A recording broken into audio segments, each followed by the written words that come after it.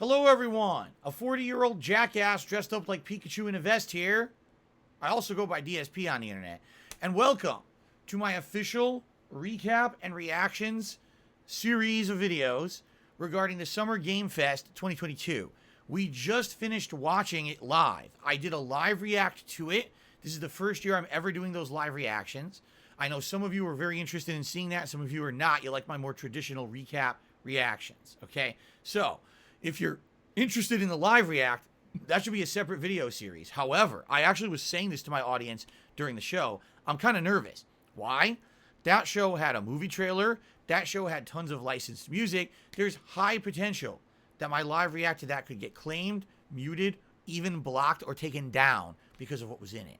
So, let's see what happens with that. But in the meantime, this is why I do a separate series from that, where basically what I do is analyze everything that we just saw, okay? Unlike the original React, if there are contributions and things that come in during this, I will shout them out. We will add them to the leaderboard. I will react to that stuff live because we're not watching a live broadcast that can be interrupted, okay? All right, so, ladies and gents, let's start where the best place that usually is to start, at the beginning. At the beginning of the show, the first thing that was presented was Street Fighter 6. Now, we already know about Street Fighter 6 from the presentation back at the Sony State of Play about a week ago, but they wanted to do a new character reveal. And interestingly enough, in this character reveal, okay, it was actually basically confirmed that the leaks that came out over the last week of the character roster of Street Fighter 6 is 100% true. They revealed Guile, and he comes out in what appears to be like typical aviator garb. Like if you're in the Air Force, you would actually like wear this when you're doing work for the Air Force. It's like a button-down shirt. That's like a uniform shirt, formal dress pants. And that's exactly how he was dressed in that character reveal leak that hit the internet about a week ago.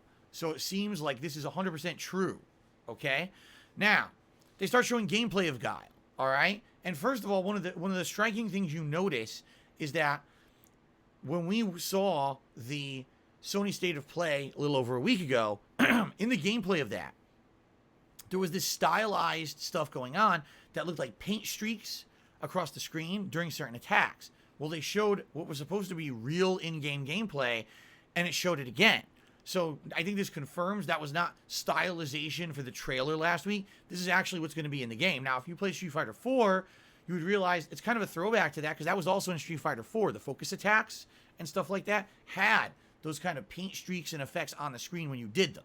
So it's kind of a throwback to that. Some people are like, what do you think about that? Well, honestly, I'm okay with it as long as it's not intrusive to the game. And what I mean by that is, hey, put all the effects you want on the screen, but make it so you can still make out what's going on in the combat. Don't cover up the characters, don't stop the animations or whatever. Don't have frame drops because of it. Make it still look smooth and make me still be able to see what's going on between the two fighters. And I don't care what you put behind them. You can put fucking flowers and rainbows and unicorns dancing around back there. You can have the Burger King come out dancing around with the Whopper. As long as I can see the characters fighting, I don't care.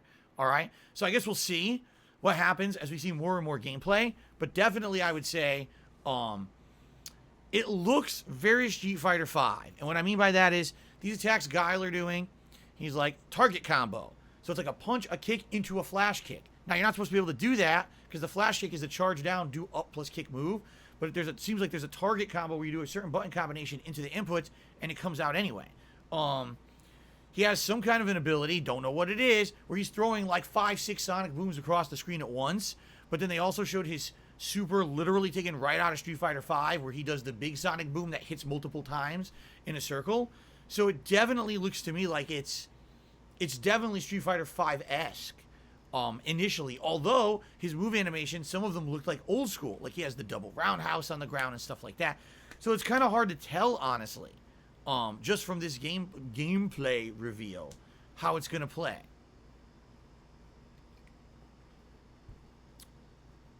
At the very least, it ain't all old school.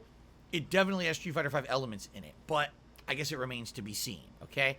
So that was it. That was all they revealed. They didn't say anything else about the game. Up next, it was a new game that was in space, horror-themed, and you're going to see this is going to be a running theme of today's show. is Aliens Dark Descent. And they show this giant trailer for it that's very cinematic, looks almost like a movie. You have absolutely no idea what kind of game this is going to be. And then at the very end, all of a sudden, it goes boop, that kind of like top-down isometric view, and it reveals it's kind of like an XCOM game. So it's RTS, XCOM, whatever you want to call it, and it's coming out in 2023. So they're ditching the whole shooter deal, and they're going to make a strategy-based Aliens game, okay? All right, up next was Callisto Protocol, and they showed pretty in-depth gameplay at this point. Basically, it's definitely Dead Space 4. Like, after seeing the actual gameplay elements of this now, I don't think anyone in their right mind is going to see what we saw and be like, oh yeah, that's something original or new. It's Dead Space 4. But I was actually saying this during the live broadcast. You know, I'm kind of happy. And here's why. Dead Space 3 ran the plot of that game into the ground, right? It really did. I don't think Dead Space 3 was scary at all, because Dead Space 2, the whole underlying mystery of the xenomorphs was already revealed. By Dead Space 3, it was just, okay, they're running wild and all of that, and how do we stop them? But there was no real serious horror element, because you already knew what the plot was. There was no underlying mystery, which adds to the suspense of a horror game. So I didn't know if they made a Dead Space 4, what they were even going to do, honestly. I was like, how could they make a Dead Space 4? I remember saying that when it ended. I was like, how could they make another one? They didn't. They gave up on it. So here we are years later, the original makers of Dead Space making their own game called Callisto Protocol, which essentially is Dead Space 4. You've got guns that have abilities to rip off limbs. You have a gun that's a gravity-style control that can either push or pull enemies, which already existed in Dead Space, and you can use it to push or pull enemies into objects to kill them, or pull things towards you need. The stomp is back. The exact same freaking stomp from Dead Space is in this game, stomping the ground to kill the enemies while they're on the ground and break off their limbs. This definitely showcased a lot more gore in it. And what I mean by that is they showed some really gory death animations, like head-popping actions and things like that we hadn't really seen yet. There was one instance where it actually showed the main character. I just did white balance, by the way, because people were saying I looked too orange. I think it looks a little better now.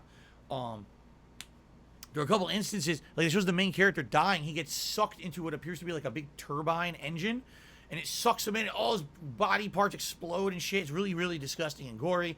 It's what you would expect from Dead Space, okay? So it definitely looks like Dead Space. There's no argument here. It is Dead Space, okay? And then Glenn Schofield, who was, again, one of the original people who worked on Dead Space, comes out. He thanks Jeff for all the work he's done to promote games and everything over the years. And he's very excited about his game. He talks about this RIP weapon, which is essentially the gravity control weapon. Let me put it this way. It looks good, all right? I'm excited. Why? I love Dead Space. I like Dead Space 1 and 2. Dead Space 3 was good for the gameplay elements. I wish the story were better, but it was still good for what it was. This is going to be a return to roots. Why? It's a different plot. Same gameplay elements, same horror, same scares, but a different plot. So now they have the ability to control their narrative and not have the plot run into the ground like they did with Dead Space 3, you see? So I'm very excited for this. And this comes out December 2nd. I'm all over it. All over it, man. I want it. I'm playing it. I will love it. I will cherish it. For the holiday season, the limbs must fly. Okay. Continuing on, my God, this next part. Call of Duty Modern Warfare 2 is coming out in October. Oh, it's October 20-something. They literally show one of the longest segments of the entire Summer Game Fest presentation. And all it is, it's the oil rig mission from the campaign of Modern Warfare 2. Now, if we hadn't seen this recently, maybe this would have been exciting and refreshing, and people would have said, oh yeah, I remember that mission from the original game. There's a small problem here, okay? Like 2 years ago, if you remember, they already re-released the campaign of Modern Warfare 2 for modern consoles.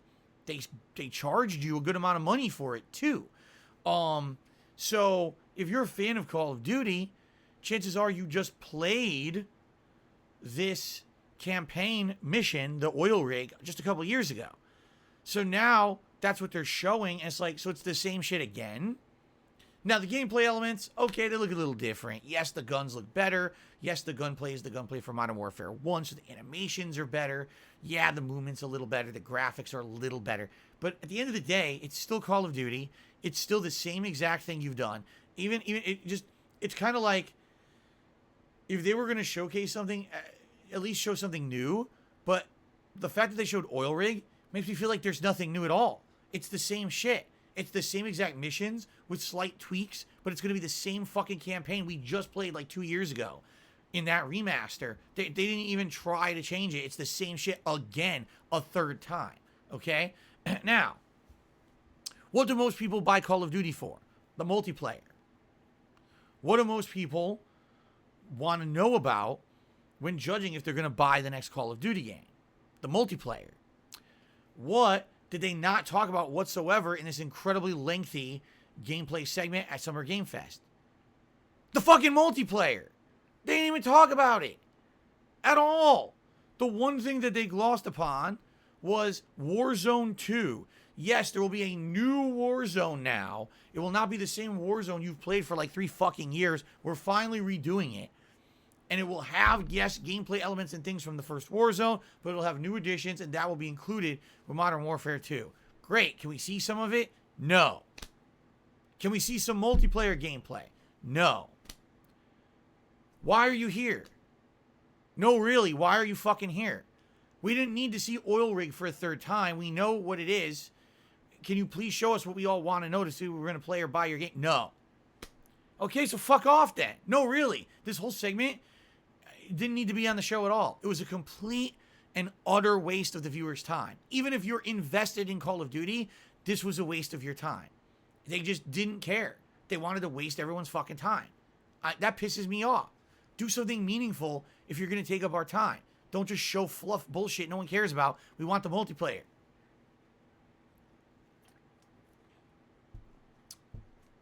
Shout out to Taru, who has to me $4.20. Says, get what you're saying about being funny. Sorry if I'm being harsh. Falling back on constant criticism and negativity to fill dead air is hack and never lands with chat. Being funny is really natural talent. You can't talk and expect laughs. Okay. You guys probably have no idea what he's talking about because it's something we were talking about before I started recording it. Okay. Thanks for the tip. Let's continue.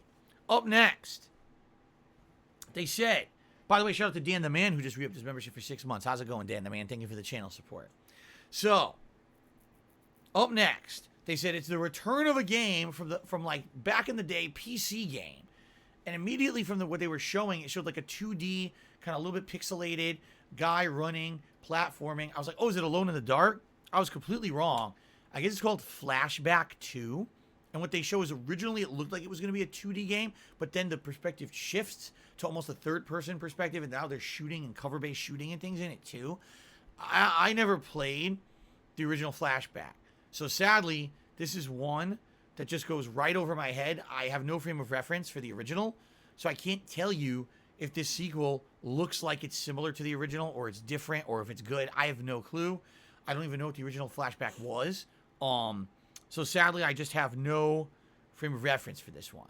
Okay? Sorry. I wish I did. But I did not play the old school PC games back in the day. So, okay, continuing on. Up next, they said, here's a follow-up to a game that was originally announced back in 2017, Witchfire. All right? So, first of all, it's a first-person shooter. You're fighting demons. So immediately say Doom. But not really. It doesn't have that system in Doom where you have to charge up adrenaline, health, armor. It's not like that. It looks more like a traditional first-person shooter with modernized gameplay mechanics. You're using guns and weapons, but they look like more old-timey guns. When I was watching this, it actually reminded me of Hexen. If you don't know what that is, it's the same kind of game. It's in line with other FPS games from the 90s. It was made by Raven Software way back in the day, I believe. And it's kind of like Doom, but it's got magic elements where you were using like staffs and spells and things, lightning spells to attack your enemies instead of guns, you see? It kind of looked like that to me. Like it was very gothic, but it was weird because there were also guns. So it's kind of like a hybrid maybe of like almost like Wolfenstein with Hexen maybe.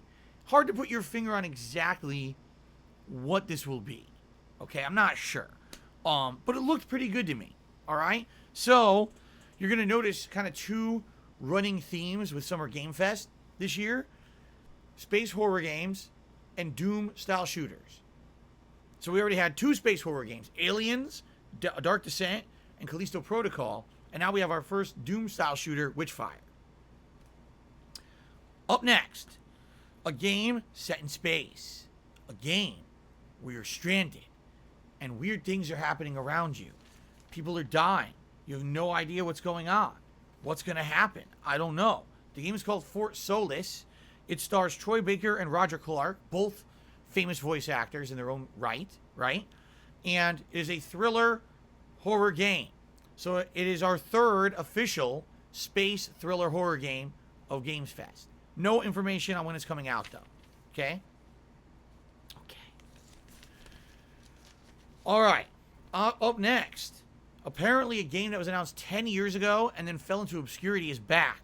The name of the game is Routine, and you're a first person walking through a space station in darkened corridors. Creepy sound effects and shadows are happening. You have a gun in your hand with a scanner. Sounds kind of familiar. It kind of sounds like a space horror game. It's because it is. Only this one. There's no demons. There's no monsters. There's no mutated freaks. You're fighting robots. Cyborg robots that are malfunctioning, that sneak up behind you, attack you, and kill you. It's called Routine. This game will only be on Xbox for consoles. It is not a PlayStation game, so it's going to be Xbox and PC only, and that's it. Absolutely zero other information about the game. You don't know, when it's coming or anything, just another space horror game. So that's now 4 space horror games so far during Summer Game Fest 2022. Okay? Okay. All right. Let's continue. Up next, Dwayne Johnson makes an appearance. Is he on the stage? In person? No. Is he on set at a movie? Remotely showing up because he's busy? No. He's in the gym. And he has no shirt on. And it looks like he literally just finished working out, as if he couldn't even make time to do this separate from his daily routine. He is doing a selfie cam. He has it on his phone on a selfie stick as he does this. You might argue, no, he had his hand up. No, he didn't. It wasn't wobbling like he had his hand up. He was using a selfie stick. Okay? So why is Dwayne Johnson at Summer Game Fest, right? Does he basically have a game to promote? No. Does he have anything to really talk about in general? Well, first thing he plugs his energy drink. Okay, gratuitous plug. Then he starts making terrible jokes about being a pizza delivery man, being very sweaty and stinky because he was just working out. He references that he's in the game Fortnite as a character called, I don't know, who cares? That should be his name, actually. Dwayne Johnson is I don't know, who cares in Fortnite, right? And then the real reason he's there is because he's there to promote his movie, Black Adam, all right? A movie that has absolutely nothing whatsoever to do with video games. So Dwayne "The Rock" Johnson literally did about a 2 to 3 minute segment that was all plugs for his products. Apparently he probably got paid by a ton of companies for doing these plugs. Did terrible writing, which all I can say is the humor he used was so bad, you have to think it was actually him, because I doubt that any writer would actually write that bad. And I'm not saying that he's a bad guy or he's not funny. I'm just saying, if anything, you can tell that Dwayne is good when he has a good script. He has great delivery, right? He's a good actor. But I don't think that he can come up with very good material for himself, at least based on this segment. There was absolutely nothing funny in this segment at all. It was pretty bad. Very, very, oh my God, ultra cringe. I don't think I've ever seen The Rock and cringed. Today, I saw Dwayne Johnson at Summer Game Fest, and I cringed. And I'm saying this as a 40-year-old man wearing a Pikachu hat, gunner glasses, and a beige vest in front of an audience of hundreds and arguably thousands who will watch this video. And you might say, well, you make us cringe. You're right. But he wasn't trying. He was actually trying to be funny. It was very bad, okay? I'm not trying to hate on the guy. I actually like him. That it was terrible. It was a terrible segment in general. So then they proceeded to play a trailer for Black Adam, which also looked terrible. I'm not kidding. It just looked like The Rock walking around in a hoodie, and that was it. Didn't reveal too much about the game, the movie, the character. Nothing in that trailer made me excited for the movie at all. It looked pretty bad. So maybe it's just early on. I don't know when Black Adam actually comes out. I think originally it was supposed to be like later this year. It got delayed. So I don't know if it has a set release date now. But man, it looked bad. So the movie looks bad. The Rock's appearance was bad. Everything he plugged was bad. The entire segment could have been removed from the show and would have lost nothing. So, by the way, again, this is one of the things I'm concerned about. I don't know if my live react video will be blocked for having the Black Adam trailer in it. I mean, they put part of the trailer in it. It's fucked up. Like, why would you do that when you know people worldwide are rebroadcasting and recording this and you're going to put a trailer in it? Like, that was pretty stupid of Jeff. I'm sorry, I like Jeff Keighley, that is. But I think he should have thought bigger picture here about the purpose behind the event. I almost feel like he took a big paycheck for this. Like, he made a lot of money because The Rock was promoting shit. So he probably got a paycheck, too, for the promotion of all those materials. It was just an ad break, basically. Okay? Okay. You know me, I'm gonna be honest about it. I like Dwayne Johnson as an actor, as a person. I like Jeff Keighley. I didn't like this segment. It was awful. Awful. Okay. Let's continue. The next segment was about a game. Oh, it was, all right. Who here knows what Outriders is? Okay? I've probably just eliminated half my audience. Okay? Now, out of those of you who know what Outriders is, how many of you still actively play Outriders? Okay? Now I probably eliminated about 90% of my audience. Okay? Of the 10% people who are still active in this, how many of you are going to spend more money on an expansion for Outriders? So now I probably have eliminated everyone, okay? Outriders is doing an expansion called World Slayer. It releases June 30th. You know, they showed a trailer for it. It looks cinematic. It looks interesting. But who's talking about this game or playing it at this point? Does it have its own community? Yes, it does. Do they need to be advertised to? No. They're a captive audience. They're going to buy whatever content is out for the game anyway. But Outriders is not a ginormous world success. It's not even in the mainstream discussion. So why they would actually like have a segment on this show, I have no idea. They spent marketing money on it, and I don't think it's going to get them anywhere. Like, I am not going to play Outriders because I saw this. I have no desire to. It looks generic, quite frankly. I know when Outriders came out last year, they were like, oh, it's like the epitome of the team-based looter shooter. Great. Looter shooter, the game that has 400 iterations. So again, if you're interested in looter shooter, great, play Outriders, but there was zero reason for this advertisement to be on the show, in my opinion. Okay? Okay.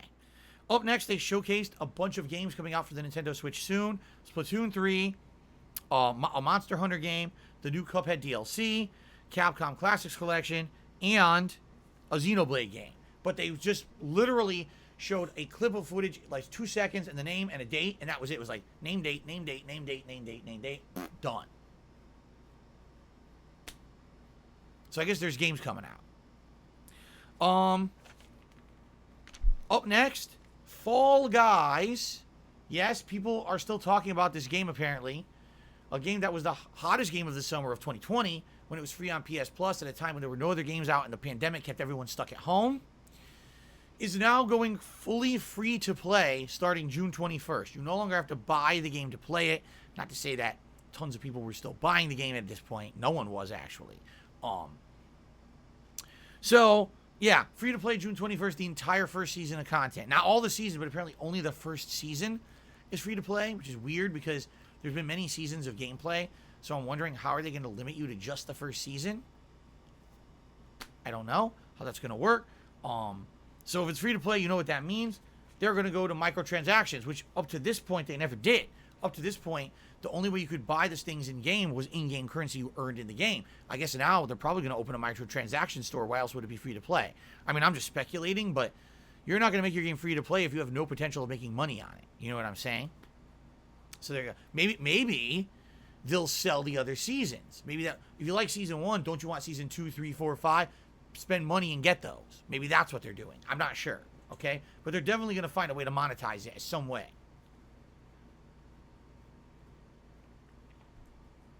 Okay. Um. Oh. So then they start a promo for a game that no one knows what it is. It shows a woman in futuristic garb. Like she has like some, metal stuff attached to her that's obviously like a scanner, laser, holograms are all over. Looks like she's at something that used to be an archaeological dig of some sort or a temple that's crumbled, and the holograms are showing parts of it. So I guess she's an archaeologist. So her technology reforms a shield. She's like, oh, I found it. And then all of a sudden, a monster that looks like straight out of Diablo, a demon monster, comes after her. So she's using the shield to defend herself. All of a sudden, a mech flies down out of the sky that apparently has a human pilot inside, and the mech fights the demon. They escape. A bunch of other demons show up, and they say, Stormgate, coming soon, the new RTS game. And then one of the developers come up on stage to talk to Jeff, and he says, this game is going to be hell on earth because a dimensional rift will open during like some kind of a solar storm, and demons will pour upon the earth, and now it's up to the humans to be resistance and fight them. Sounds kind of familiar. I'm not going to really state the 27 games that are the same plot, but you get the deal. They're saying it will be a free-to-play game, but not a pay-to-win game. It's interesting because I don't know how that's going to work at all. Free-to-play games technically are like pay-to-win in most cases. There's a few exceptions, but I'm not sure exactly what you would be paying for if not pay-to-win. You know what I'm saying? Like, if it's an RTS game, are you going to pay $40 for a hat for your character that's this small on the screen? I don't know. Then they also announced there's going to be a co-op campaign and 3-player co-op in the game as well. So, when is it coming out? I have no idea. They didn't say. But Stormgate is the name of the game. All right? If you're interested in an RTS game where demons have invaded Earth and you're fighting them off, there you go. Continuing on. There was a new indie game coming out. The world is flooded. The sea levels have risen. And you're going around the world on a raft. It's a cel-shaded indie game. Everything is running on solar power because the power grids have gone down. It's called High Water. It's coming out this year. We just don't know when. It's at 2022. They said it's an adventure strategy style game. And that's it. A lot of people in my stream chat felt the need to point out that the cast seemed like they were diverse. Like it wasn't just one culture. It seemed like a diversified cast. Personally, I don't care at all. But apparently some people do. There you go. Okay. The next game coming out is called Replaced. Now, I guess this game originally had been showcased earlier in the year. I think it was either at the Game Awards last year or Summer Games Fest last year. And I think, isn't it this 2D, like, side-scroller shooter game with a retro vibe? So, Jeff comes up on stage and he says, this game has been negatively affected by the Ukrainian war. And this studio is a small indie studio. Belarusians, he says, who basically have their development halted. They wanted to have a trailer ready for Summer Game Fest, and they tried their hardest, but the Ukrainian war has basically stifled their progress on the game, and therefore they were unable to do so, but they just wanted everyone to know that they're still working on the game. Don't forget about them. Okay? And that's it. Pretty sad if that's the case. Seriously, that sucks ass that a war would hold up game development like that. And I hope that, everyone involved with the game is safe. Who knows? But, yeah, that blows. I swear I remember this game. People said it was, looked really good. And they were interested in it, more information and getting further. And apparently it's just been completely halted with this war. So there you go. All right, the next game showcased was called American Arcadia. This was a game that at first, the way that it was spun by Jeff, because he gave a little intro, was that it's kind of like a reality show where everyone's watching on TV, and that if you try to escape, basically you become a reality show where you're getting hunted down and killed. Okay? So immediately I'm kind of thinking, well, what's another reality show where you get hunted down and killed? It kind of sounds to me like Battle Royale. It kind of sounds to me like the Running Man movie from the 1980s starring Arnold Schwarzenegger. But it's a little weird. So basically, it's showing this world of Arcadia that's supposed to be like a perfect utopia. Everyone lives in luxury. Everyone has every little thing that they want taken care of. But if you want to escape and not live there, oh, now you're hunted down and killed. And that's what it shows. It shows someone's trying to escape. It's a guy, a gentleman in like a vest. He's being chased by robots and all kinds of death traps are trying to get him. I would say it's an interesting premise, okay? But at the same time, it's a little confusing. I'm not exactly sure if it's a game show or if this is a human experiment and these people are being held against their will. Or did they sign a contract and now they're trying to escape, which violates the contract, which gives legal right to terminate them? It's a very weird, seems like, oh, it's utopian, but then all of a sudden when they're trying to escape, well, now it's dystopian, right? I guess. Kind of hard to put your finger on it. It looked interesting. The premise is interesting, but I would definitely like more information. You know what I'm saying? Okay. Up next, I'm turning orange again. Well, I have it on autocorrect, so I can't really help it. I have it on autocorrect color. If I'm orange right now, it's my webcam being silly. Okay. Okay. Kevin says it reminded him of We Happy Few. I would say, yes, only they're not all on drugs. Like, the people looked like genuinely they had everything they needed taken care of for them. But not everyone's going to be happy in every situation. You know what I mean? Some people, they can't even just be happy in one life situation. Even if they have money, they have a safe place to live, you know, everything taken care of, they get bored and they want to do something else with their life if they want to move on. It seems like in this game, American Arcadia, if you live in Arcadia, no, you just have to be happy with that forever. You will be here forever. If you don't like it, now you're going to get killed. Seems to be the premise. Okay. All right. Okay. Up next. So there's a guy who is looking quite douchey, I should say, walking down a beach. And everyone around him is enjoying the beach. And all of a sudden, killer goats start coming out and hitting the people and shooting rockets and doing flamethrower shit, destroying everything around them. The guy's completely oblivious because he has French music playing in his earphones.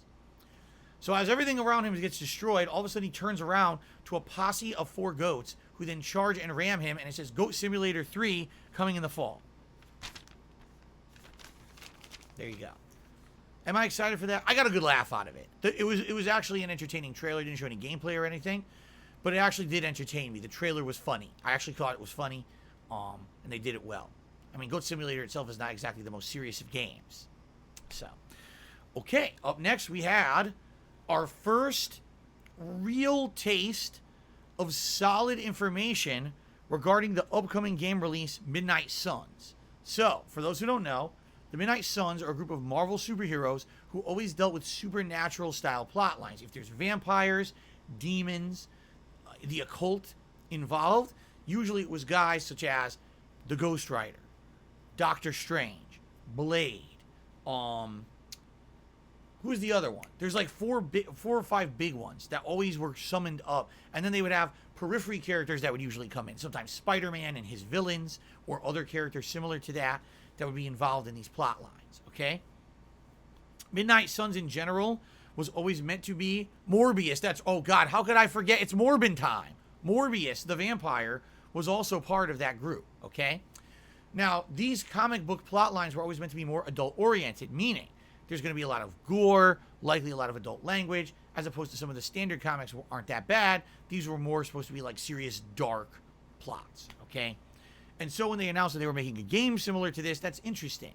So remember, this game is by the same studio who worked on games similar to XCOM, all right? So keep that in mind. It's going to be a strategy-based style gameplay. So what does the trailer show? Lilith, the queen of demons, has come to Earth and is indoctrinating all the Marvel heroes and villains. In this video, she's indoctrinated Venom, the Hulk, and a couple others that weren't too notable. I didn't notice off the top of my head who they were, but she's indoctrinating all these people. And then it's up to the heroes to team up to fight against her mind control. And what I'm even thinking is maybe you'll even team up with villains, because if she's indoctrinating villains as well, she'll be the big bad, and maybe everyone else will team up to fight against her. Okay? The premise is interesting. I don't know what the gameplay is going to be like, because they showed nothing. Absolutely nothing of real gameplay at all, which disappoints me, because I think it's supposed to come out October 7th. I'm not 100% sure about that. Someone had said, hey, Phil, it said October 7th on the screen. I was like, it did? I didn't see it. I missed it. But if it comes out October 7th, we're in June, right? July, August, September. We have 4 months. and we don't even know what the game looks like or plays like yet. I don't know how I feel about that. You would think at least, the very least, what they would have done is shown some gameplay, and they didn't show any at all, okay? Okay. Wow. Michael Kane says, actually, the devs clarified it's coming to Switch as well, so I expect phone game graphics. Great. Okay. The next segment was about Cuphead. Yes, ladies and gentlemen, Cuphead. Who remembers Cuphead? I've already eliminated half my audience. Okay, Cuphead. The throwback game from 5 years ago. All right? At that point, it was an Xbox exclusive. I think it's on PC now. I don't know if it ever went to PlayStation. But this game is interesting because it has old-timey cartoon graphics. Literally, the game looks like an old-timey cartoon. It's got innovative gameplay. It's a throwback to shoot 'em ups. But it also is kind of like, think Metal Slug plus Mega Man. That's really what it feels like. It's all shoot 'em up gameplay, but sometimes you have side-scrolling stages with challenges and enemies. Sometimes you're just doing big-style boss fights, epic boss fights, okay? It's very challenging, all right? It is. It's not easy in any way, shape, or form. If you've played those kind of games in the past, you'll do a lot better. I actually did pretty good at it, while others were saying it was actually so difficult, they were pissed that they couldn't beat the game, all right? Personally, I thought that it was a good difficulty level for me, all right? But it did really well. It sold really well at the time, and everyone was like, so what's the deal? Is there going to be more? They announced, yeah, there's going to be a DLC called The Delicious Last Course. And we waited and waited and waited and waited and forgot about the game entirely. Really. And then all of a sudden, it was like a month or two ago, they announced, oh, it's coming out this year. Like, huh? So it's coming out June 30th. Yes. And it features a new character, a female character. I forgot her name already. It features new gameplay elements, new weapons, a whole new island, series of new bosses, challenges, stages. It looks to me like it's the sequel. Like, seriously? It looks like it's the sequel. The only difference being it's the same engine. So imagine if, like, you know, you really like Mega Man 2 and the Mega Man 3 came out and it's exactly the same game with a few new gameplay elements but new bosses and stages. That's this, but they're selling it as a DLC rather than a separate game. Looks good to me. Like, I don't have any complaints, but I hope no one's expecting them to, like, break the mold or go crazy with this. This is 5 years in the making. We were waiting for this, so I assume it's going to play very, very similarly to Cuphead from 5 years ago. So, I guess we'll see what happens. But I'm excited for it. I'm definitely playing it at the end of this month. Okay. Now. Oh, boy. Is this it yet? No, wait, this is not it. My bad. We're not there yet. Never mind. I won't get into that yet. Okay. Up next, a new game announcement. A game called Neon White. It's for the Nintendo Switch and also on Steam. It's a first-person shooter, but it has almost like RPG elements to it. It's first-person action, very stylized, anime-ish graphics, colorful. But there's these elements involved. Like they were saying, there's cards and things you'll use, I guess, to determine what abilities you have and, you know, what guns you use. It didn't explain everything, but it was an interesting premise for a game, and it's coming out June 16th. This is the first time that a game has really been talked about, and it's coming out next week. So if you're interested in a game on the Switch or PC, give it a look. It looks like pretty interesting to me, but I don't know if I'll be playing it. It looks more like one of those games that if you're just looking for something to play on Switch, it's a little original or whatever. Great, but I don't know if it's something that I would be interested in. Okay? All right. Up next, a new game that I never heard of before. Apparently a video game, ladies and gentlemen, made by only one person. A one-man show made this video game. Okay?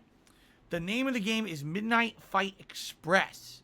And the best way that I can really describe this game, I would say it kind of looks like Hotline Miami, but it's definitely a monstrous improvement. And what I mean by that is it's not necessarily top-down, but it's a little bit set to an angle. But it's definitely that whole idea. You're one man against endless armies and waves of enemies coming at you from various rooms. You use weapons to shoot them. You also use grenades and things. But also, the game has a lot of melee combat. So there's hand-to-hand combat where you're going to be fighting them and tossing them into each other and avoiding them and dodging, and then you pick up a weapon and shoot them all, probably run out of ammo, go to another room, you know, disarm the next guy. It's kind of what it feels like, okay? I'll be honest, for a game with only one person working on it, this game looks fucking good. Seriously, like, I want to give credit where credit is due. A lot of the times you hear about these games with $1 million budgets and 100 people working on it, and you watch, you're like, meh. This is a game where, like, one dude worked on it, and the game looks pretty good to me. It's coming out on August 23rd, and it is on Xbox Game Pass. Ladies and gentlemen, I will be checking this out. Midnight Fight Express on Game Pass sounds good to me. A one-man show, a guy who put his heart and soul into a game, worked his butt off, and he came up with something that looks pretty entertaining. I'm going to try it. Even if it sucks, I'll give the game a download. I think the guy deserves it, right? He busted his ass to make a game by himself. I'm going to try it. I don't have to spend any money. Why wouldn't I? Right? That's the beauty of Game Pass. Here's a game. Would I have ever bought that game? No. Would I have played it otherwise? No. Because it's on Game Pass, I'm going to play it. He's going to get a credit for a sale, right? Game Pass, man. Consumer friendly for the win. The motherfucking win. All right, let's continue. The chat is oddly quiet. I don't know why the chat is so quiet. Are you guys awake? Are you guys all right? Hello? Hello? Chat, hello? Is everyone okay? Everyone awake? You guys fell asleep. We're listening intently. Oh. We're just listening. It's weird to me. I have over 400 people on the stream, which is more than my usual gameplay, but, like, no one's saying anything. It's very odd. Whatever. As long as you guys are having a good time, I'm good. Battleduck says, we're captivated by your mesmerating speech. It took many years to perfect the speech pattern. It's supposed to, like, it's like mind-numbing, like mind control. So what I'm trying to do is make your mind melt. So you'll do my every bidding. For example, right now, someone make me a ham sandwich and deliver it to my home. Right now, I'm very hungry. I'm just kidding. Don't do that. Okay. Now people are talking. Okay, let's continue. Okay, up next, Warframe is getting an update. Now, what I would like to say is I don't know anything about Warframe. I played Warframe when it was a free-to-play launch title at the launch of the PlayStation 4. That was a long time ago, okay? Almost a decade ago. And when I played it, I was like, meh. It seems like you're a character, you run around, you fight, it's a little grindy, almost like an MMO style. I guess what happens is the more you play, you level up, you get abilities, you unlock things for your character. I can see potential if you're going to team up with another person to play this, but And then what I find out over the years is that this game explodes. This game actually becomes very popular on the internet, has a very dedicated fan base. You know, I would say kind of similar to, say, Destiny, right? It's kind of a similar deal. And apparently these people are very into this game. They buy everything for the game. So I guess more power to them. Again, I had such a little experience with Warframe, and I knew, just from the get-go, playing it for like half an hour, I was like, this is not going to be my style of game, but I see the potential there. If you team up with a group of friends and play it, it probably is pretty fun, okay? So, Warframe is coming out with, I guess, an expansion. It's the weirdest segment. So this woman comes out who apparently is one of the community managers, or the head community manager for this game. She's talking to Jeff. Apparently they know each other. They're having a little bit of banter back and forth. I guess they've known each other from over the years, talking about Warframe. She goes, well, first of all, if you're watching this on Twitch, immediately you get something free in Warframe. Great. I'm not. I don't care. I don't play the game, but okay, great. All right. I'm here to announce the Doyle Paradox. Okay? And I'm pretty sure they gave a date for it. I think it's late June. And then they played a trailer. And it shows a bunch of people fighting with guns. I guess, you know, it's a story. Okay, coming out in June, bye. And now I just got to say this, all right? If you are a fan of Warframe, you likely already know what the Doyle Paradox is. So this is advertisement to a captive audience, an audience that's already going to probably buy and play this, whatever this is, this expansion, DLC, whatever it may be, right? But I would think the whole point to advertisement, like, why would you want to have your game advertised on Summer Games Fest? or Game Fest, excuse me. Probably because you want to try to appeal to a new audience, right? And if you're trying to appeal your product to a new audience, there's kind of a key component in the advertisement that you should present to the new audience, and that component is saying what the fuck it is that you're presenting. I don't even know what that was. I have no clue. Is this a standalone expansion, or is this an existing expansion to the game? Is it a DLC? Is it a new slew of weapons? Is there a new plot? Are there new characters? Is there a new map? I have no fucking clue. They said no useful information in that presentation at all. It's like advertisement 101, tell the person you're advertising to what you're advertising, right? And they're not the only ones guilty of this. In modern advertisements, I've seen some of the dumbest shit ever. An advertisement where it's like a bunch of monkeys jumping around, acting weird, and then at the end of the ad, it's like an advertisement for car insurance. It's like, what the fuck is that? Why would I buy car insurance because you just showed me a bunch of orangutans? Modern advertisement baffles me because, like, there's definitely criteria you should follow in order to be a successful ad. One component is tell me what the fuck you're advertising. All they literally need to do is say, the Doyle Paradox is a new expansion for the critically acclaimed hit game Warframe. Team up with your friends in a whole new universe. Use new weapons. Take on a whole new alien menace. It's available on June 30th and blah, blah. None of that. None. So why have this on the show? Right? It blows my mind. You wasted your time and your money. The only people who understood what you presented were people who were already playing the game and going to buy it. So why did you have the segment?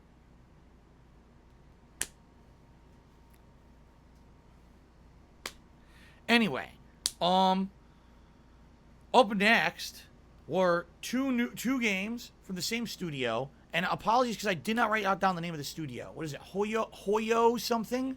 Hoyo something. This game studio apparently has a knack for developing and pumping out anime-style games. You know, the manga anime-ish look, the characters are cartoony with the big eyeballs, or whatever. And it's funny because, listen, this was a part where they advertised 2 new games coming out. All right, I'm going to talk about them right now. And watching these 2 games, this is the company it's MiHoYo. It's the company that made Genshin Impact. I wouldn't even know that because it didn't even say from the makers of Genshin Impact. So again, if I'm someone who's an outsider, which I am, I played Genshin Impact. I thought it was a pretty solid game, pretty good game. I understand why people would spend money on it.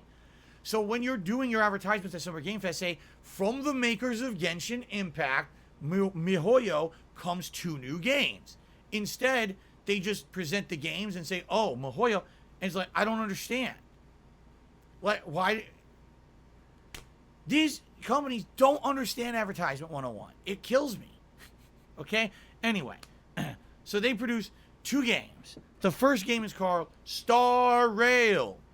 And it's a bunch of anime in space. There's guns. There's big laser slashing swords. You're fighting things in space. There's going to be things in space, but also on a planet, but mostly in space. Space Rail, in space RPG, coming soon. That's literally all I can tell you. There's nothing else presented. It's a fucking anime RPG in space. That's all I got from the ad. Then they went to their next game. Their next game, which is called Zenless Zone Zero, or for anyone who likes abbreviations, yes, they actually made a video game. They've done it. That when you take the title together and you abbreviate it, it's the abbreviation for going to sleep because you're so bored. They've done it. I couldn't believe it. And I couldn't even stop laughing during this segment. Now, what was presented was the game is not an RPG style. It's action-based. So think of the combat of, say,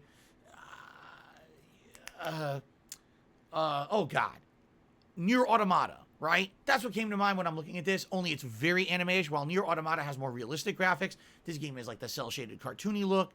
It looks like combat from Nier Automata, and it has every anime-ish cliche you could want. It has anime girls, anime dudes, brooding dudes, but strong dudes. It's got little cutesy cartoon characters that look like they're right out of the pages of a manga. It's got anthropomorphic animal creatures. It's got everything you want if you like anime. Seriously, like they hit every trope, every generalized thing. Every check mark was checked. Okay? I even said it during the promo. I said it's for weebs or weeaboos, whatever it is. I'm not saying that negatively. I'm just saying if that's your style of game, this game is for you. It checks every check mark. And the name of the game is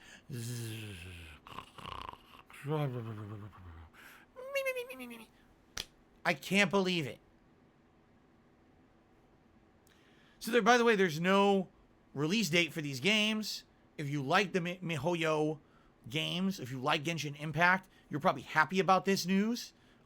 Personally, I don't really care. If they're free to play, maybe I would give them a look, but I'm not in any rush to play them. You know, I played Genshin Impact. I thought it was a decent game, but it's not anything I'm in a rush to play again. You know what I'm saying? There you have it.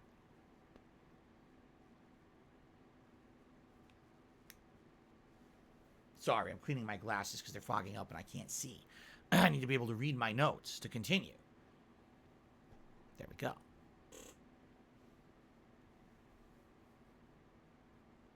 For the record, we are more than halfway through it. We're more than halfway through Summer Game Fest. Okay? All right. Up next,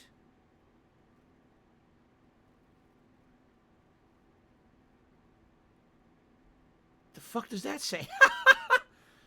Super Peggle? No. Super Pegril? Super something. No, wait a minute. Hold on a second. I skipped a game that's more important than this. All right. Up next was actually a game that I got very excited for. All right?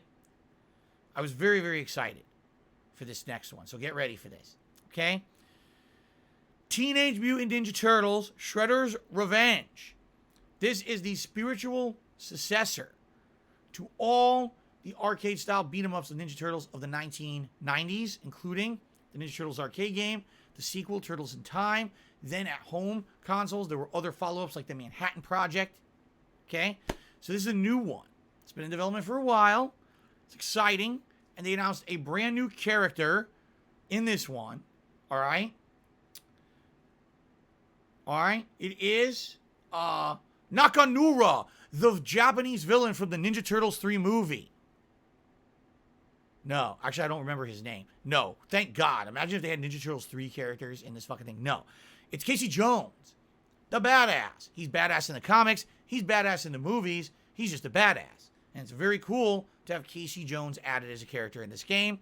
He is the seventh playable character. Excuse me. You got the 4 Turtles, Splinter, April O'Neil, and Casey Jones. They show combat. It looks really good. It seriously does look good. And they made a huge announcement. This game now has 6-player co-op, both offline and online. You can play this with 5 other people over the internet. That's fucking sweet. Okay? In addition, they made another bombshell announcement. This game, Teenage Mutant Ninja Turtles Shredder's Revenge, releases June 16th. What the? That's 1 week from today. And then they made another bombshell announcement. So, by now, if you were a Ninja Turtle at this point, you would have jumped out of your shell and launched into the ceiling. All right? The third bombshell announcement. The game is on Xbox Game Pass.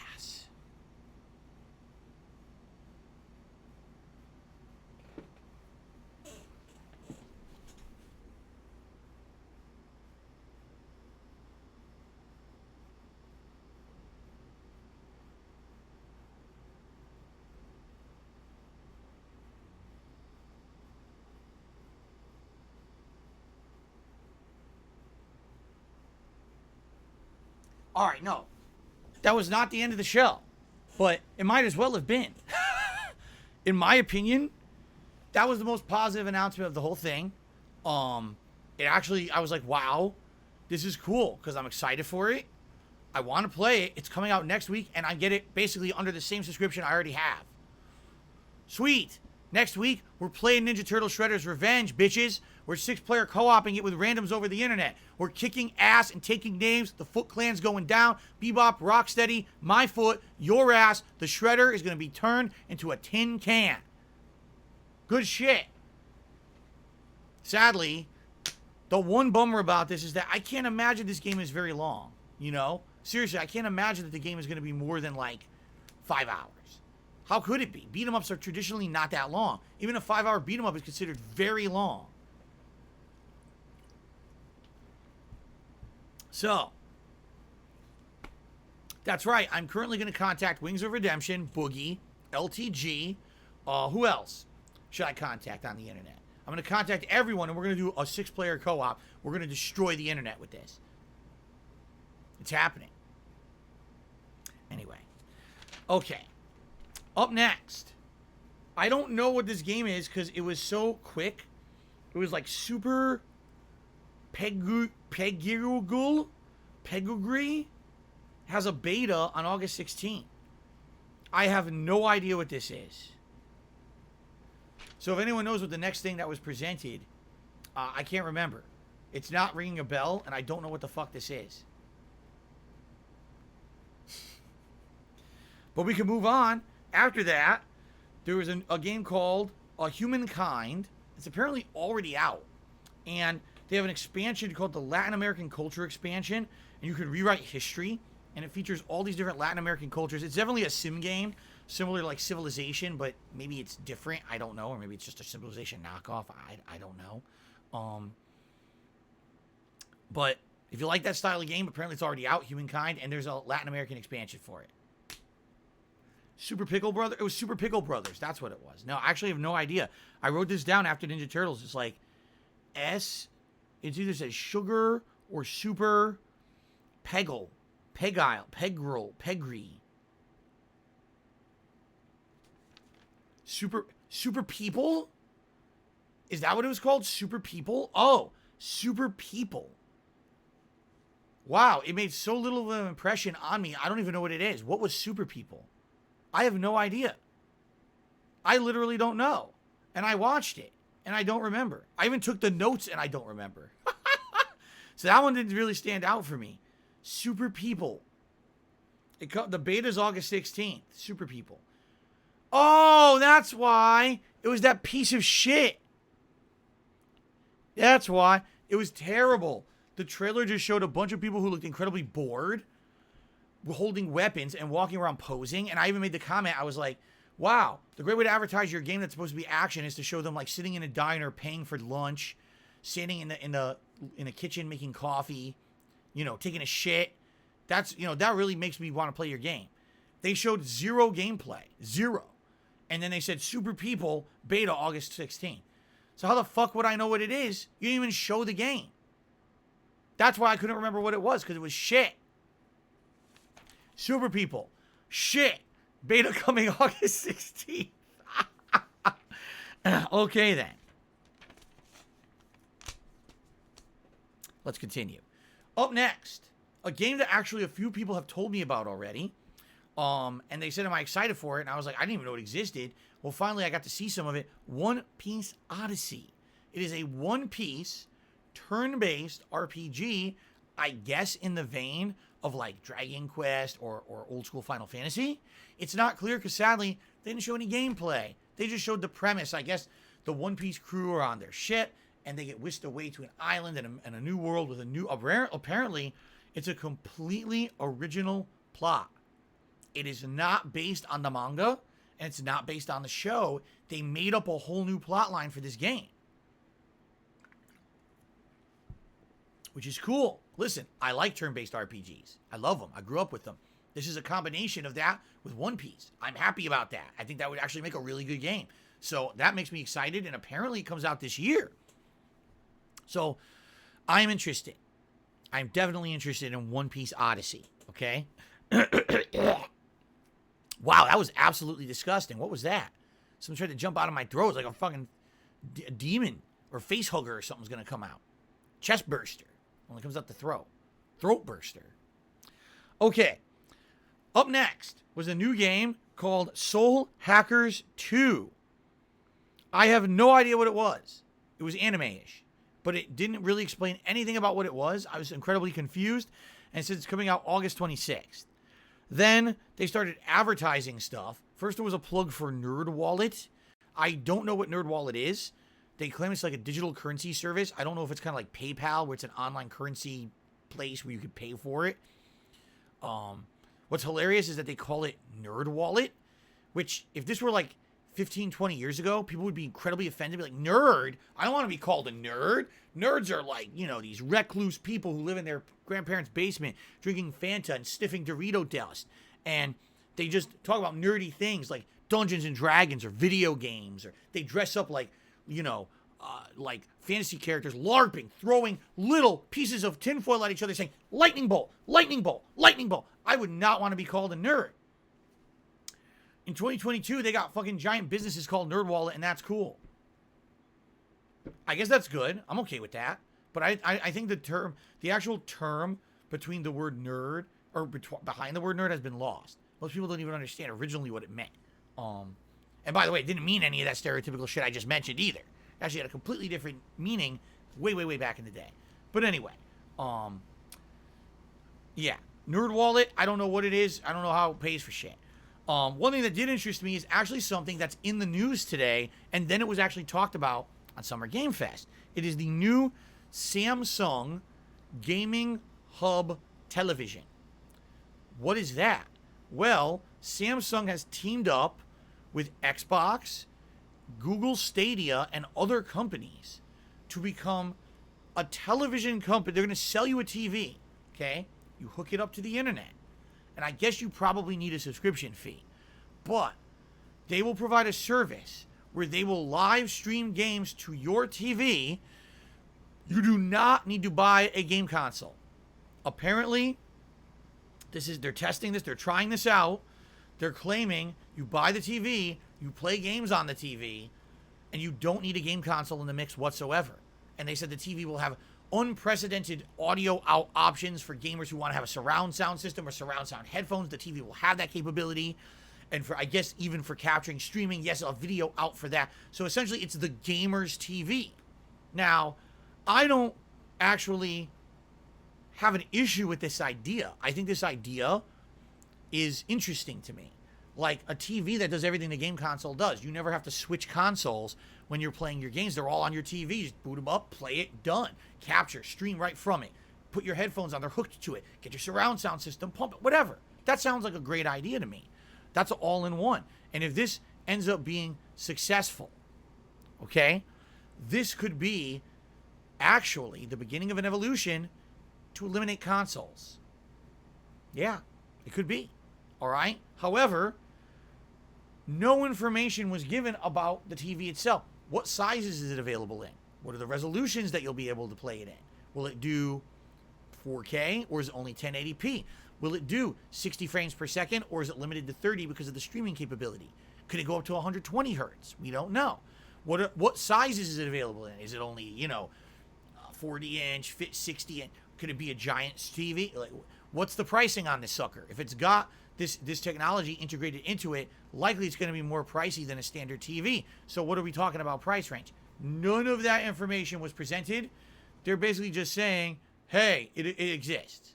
So that kind of leaves you to your own devices to go out there and find out information for yourself. I don't know how I feel about that. I guess we'll have to see. If anyone has information about this television and you'd like to provide it, I'd be interested in learning more. Personally, will I be buying one of these televisions? No, I don't have the money for it, and I'm playing all my games currently on, current-gen consoles. Long term, could this be something that changes the face of gaming? Yes, if it works. But the only frame of reference I have is PlayStation Now and Google Stadia, both of which don't work well for the streaming of games. Most people who try those services report issues with buffering, pixelization. They're just not there yet. You know what I'm saying?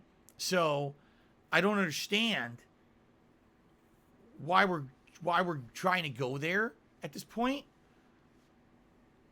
I don't know. Anyway, by the way, I forgot to do a shout out, and I'm very sorry. Captain DCW had re-upped his membership about 15 minutes ago, and it was for 13 months. He earned his Regal Chat Crown badge, and it's a 13-month support. I really appreciate it. Super supporter level 2. Dude, I'm so sorry. I totally saw your pop-up and everything, and I totally forgot to shout it out. It's my fault. Okay. He wasn't asking for that. It just came to mind now. I was looking, I was like, why didn't I shout that out? Okay. Let's keep going. I figure we'll just do this all in one video. We're now at an hour and we're still going. I still have about 3.5 pages to go. I guess we'll just keep going. Okay. Next. A new game is announced. Capcom Arcade Stadium 2nd. So there already is a Capcom Arcade Stadium. It came out a few years ago. And what it is essentially an archive of classic Capcom arcade games. It has a good variety of stuff in there, like some of the original Street Fighter games and stuff like that. And it's funny because when it came out, some people actually said to me, Phil, why are you still playing the Street Fighter 30th Anniversary Collection when you know it has bad netcode and all that? Why don't you play this new game? Answer is because it doesn't have online play. The collection is just for people who want to play the games maybe offline with their buds, their friends, their family, or just play it as a way to like almost preserve those games. But there's no online capabilities. So, yeah, this one's coming out July 22nd. Some of the games showcased: Street Fighter Alpha 3, Saturday Night Slam Masters, which is the wrestling game featuring Mike Hagar. I think it was the 1942 shooter series. I'm pretty sure it showed. I played those in arcades back in the day. I really liked those. Yeah, those kind of classic arcade games now available in a collection. Sadly, no online play. If there's no online play, then there's no go for me. You know, I want to play the fighting games online, and it looks like it doesn't have it. Okay. All right. Continuing on. Mario Strikers Battle League is advertised. I don't care. I've talked about it recently, that it looks good, but sadly it doesn't have a story mode. All it has is an arcade-style mode where you play AI, no endings, and then online play against people. That's kind of a deal breaker for me. In addition to that, it's coming out tomorrow, all right? At the same time, I want to play the Quarry way more. At the same time, when we have all these digital events going on over the weekend that I'm going to be reacting to, it's just bad timing. If there was nothing else out, yeah, I'd probably play Mario Strikers. Right now, it's just a really bad timing situation. Maybe I would play it in the future, but it ain't happening this week, okay? Then, a different so this is a Doom-style game, which I said there's going to be a few of these, right? Doom-looking game called Metal Hellsinger has now been available as a demo. It's not out yet fully, but a demo is available on consoles and on PC. Apparently, it is a Doom-style first-person shooter, but somehow there is a musical element to it, okay? And I'm not exactly sure what the element is. They say, oh, there's going to be all this music from actual metal bands and metal artists in it, and as you play, the music ramps up, and I guess it's something about continuing your kill streaks or whatever, and the music gets crazier, and your goal is to have the music change, but I'm not exactly sure how it's implemented, because it's not fully explained in this advertisement. But it definitely sounds like an interesting premise. I just don't know how long that musical premise would last as something interesting or different before it seems to be getting boring. I guess as long as there's enough tracks in it, it's great. But then again, it's going to be licensed music. Maybe you can't stream it or play it online. I don't know. But that's what it looks like to me. Okay, so if you're interested, Metal Hellsinger, the demo apparently is available right now, and you can check it out if you'd like. Okay? Okay. Then there was a short presentation about the upcoming game, The Quarry, which is out tomorrow, and I'm playing it. It's the next game from Supermassive Games. It is a choose-your-own-adventure style horror game. It stars a bunch of young adults. They look like they're supposed to be teenagers, but I think they're supposed to be like early 20s. They're camp counselors. Apparently, it's a combination plot line between like The Hills Have Eyes and the Texas Chainsaw Massacre. Apparently, these weird people will be after them, trying to kill them. But it doesn't really reveal too much, which I'm happy about, because I've purposely tried to stay away from any kind of spoilers about this game, because I'm starting it tomorrow. Okay? Looks good. I'm excited for it. I know you guys are too. I'm playing it all day tomorrow. I hope you'll join me for that. Okay? The Quarry. All right. Then, they show a game that was, to me, an interesting premise. It's a first-person shooter-style game, but it's not necessarily what you would think. It's a survival game called Nightingale. And you're supposed to be in a shared world with procedural realms. Okay? It includes crafting, gathering, survival elements. It's definitely fantasy because there's big monstrous creatures, you know, exploring this world and you have to survive against them. But also it's got gunplay and it almost seems like steampunk style design to it. It seems interesting to me.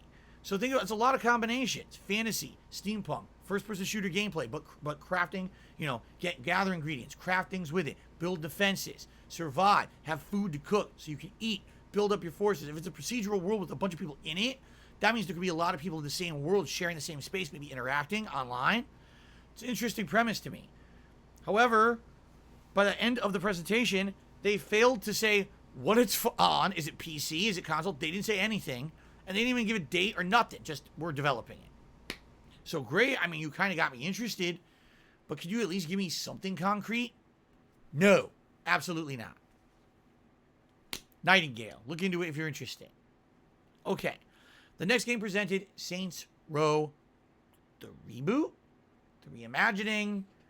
The remake? I don't know. What is it? I don't think that even the game devs have clearly stated what this will be. So it's a little on the confusing side. I'm not going to lie.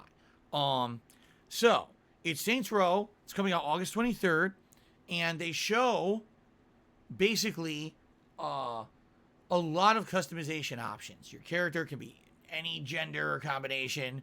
Your gender could have any color of hair, makeup, tattoos, big, small, wide, tall. It could be a fucking robot. You know, it could be any the weirdest customization things available. Basically, like be yourself or be someone else. A weird character. They even literally say you could be weird, and they you know, unrealistic combinations of things. It's up to you. And then they announced that the Boss Factory demo is available right now. All right, you can basically start messing around with the character creator ahead of the release on August 23rd, which is great. They actually did this earlier. I remember. There was Inauguration Station. Anyone remember that? For Saints Row 4. For Saints Row 4, the premise was you were going to become the president of the United States. And therefore, you would create your candidate in the Inauguration Station and go from there. So, yeah, they've had this before. And it's a neat premise. At the same time, I'll just say this. Saints Row 4 comes... Or, excuse me. Not Saints Row 4. Saints Row, the reboot, the remake, the reimagining, the whatever... comes out in August. So we got about two and a half months. They didn't show any gameplay. None. It was just, oh, you can make a wild, zany character and here's some explosions. Okay. What about the game, though? And the weird thing about this is, I think that they're purposely doing this. It seems to me like what they're doing is they're trying to sell you on reasons to get the game without actually showing you the game. And I don't know if that's because maybe the game doesn't look so good or doesn't play so good. Or maybe, I don't know. I really don't know. Maybe they're just afraid of, like, tons of criticism. Maybe they just want, oh god, we're afraid that people are gonna slam our game like crazy if we show too much early. I don't know. It's just really weird. This game comes out, you know, in 2.5 months, and we have no clue how it plays yet because they're not sure. How is there zero gameplay in this presentation? Zero. It's pretty confusing to me. Okay. Okay. Up next, Warhammer 40k Darktide, which is the direct sequel to Vermintide, a game that I actually played last year on Xbox Game Pass on my Series X. Now, Vermintide is kind of interesting. It's a game that kind of plays similar to Left 4 Dead, the original Left 4 Dead. Only instead of fighting zombies, you're fighting hordes of monsters, goblins, ghouls, the undead, all kinds of cool stuff. The Warhammer universe, I will say, is pretty unique. I actually talked about this in my live react, but it combines like modernizations, like, oh, full auto machine guns and lasers with swords. So it's kind of medieval. The whole creatures like orcs and monsters is kind of a medieval style, like you think Lord of the Rings, but it's more futuristic. It's a weird combination. I think it's actually unique and I like it. And it has a deep-rooted history in fantasy. You know, the tabletop games of Warhammer have been around for a very, very, very long time. They're ultra popular in the tabletop community. Supposedly Vermintide did really well.